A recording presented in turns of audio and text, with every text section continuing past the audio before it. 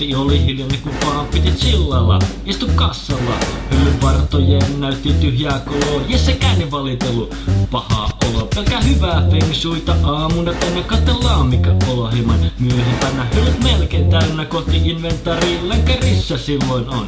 Ovetkin inventaarin jälkeen iso afterparty, muka pakko olla pussi. Mr. Party kasal töitä tulee lipuhihnalta, joskus epäselvyyksiä hinnasta. Silloin myyjä kassalle, myyjä hyppää kollega hätiin.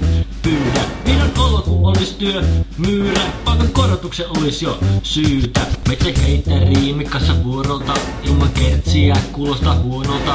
Info tiskin väärältä puolelta, valotukset tehdään silti huolella. Miksei telkkariin tule mitään kuvaa, ei hätää, ei aina hommat skula. Joskus auttaa kun pistää virran päälle, älä lähde kuin bambi heikolle jälle. Koita ensin itsessä selvitä, vasta sitten infon setää häiritä. Koita ensin itse laita virtas päälle, hei laita virtas päälle.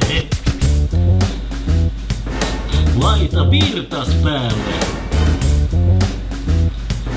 Laita virtas päälle. 2 tuntia jatkuu kasavuoro, niin tämä taas sisään astuu nyt pennin venyttäjä. Eihän se kuitenkaan mitään osta, vaan kyselee jotain pesuainetta, josta ei mulla tietenkään mitään haju. Oli onneksi vieressä sen jutun taju, ja se taas koko päivän P-pistellä. Välis pari kertaa se täytyy käydä hesellä. Osta pari mehukasta, hampurilaista, joko palasta, täytyy sen vatsa, ruvella otsa, hukuisen kotsa, firman kemuissa, ihan ne huissa.